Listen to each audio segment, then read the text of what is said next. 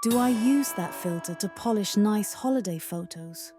Or do I proudly share don't you know filter pictures? Do I let that stain on my corner tooth intact?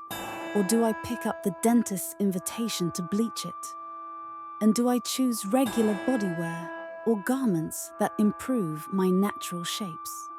In the mid-2000s, a posh country club invited Texas-based shame researcher Brené Brown to share an upbeat How to Live Happily talk at a women's career lunch.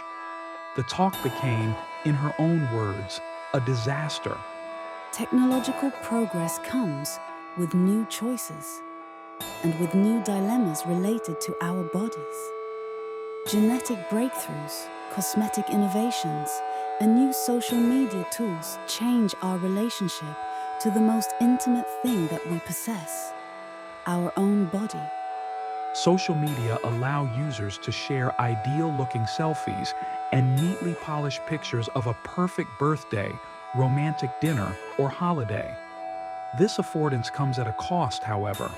Psychologists warn that social media use prompts users to perfect themselves in comparison to others, a habit that can trigger feelings of isolation and depression. Writers and poets have always had a special eye for imperfect forms, imperfect relations, and imperfect people. From Sonia Marmeladova to Spider-Man, the people that we meet in interesting novels, poems, and other stories rarely meet perfect standards. What many designers, architects, and artists share is the aim to create perfect looks.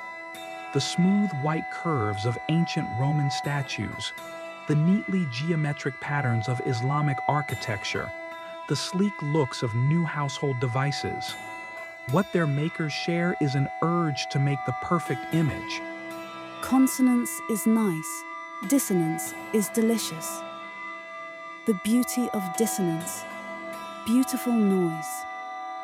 These are a mere 3 out of a much longer list of claims on sounds that clash or scrape. Composers, musicians, and singers have long used sounds that do not strike our ears as perfect. Perfectionism hampers success. In fact, it's often the path to life paralysis. Brown tells readers to shun perfection and embrace the gifts of imperfection, courage, compassion, and connection instead. Downshifting, digital detox tools, and inclusive takes on love and sex can help us to negotiate the gap between this ideal standard and wonky wobbly life as it is. Ever since scholars and thinkers started collecting and sharing knowledge, they have asked, how should we deal with the fact that it is impossible to really know the world around us? And why, when we do choose to study or describe the world, do there always seem to be pieces missing from a larger puzzle? From the Middle Ages to today, storytellers have good reason to foreground stories about what goes wrong rather than right. Good stories can warn us, comfort us, and help us cope with defeat, failure, and loss.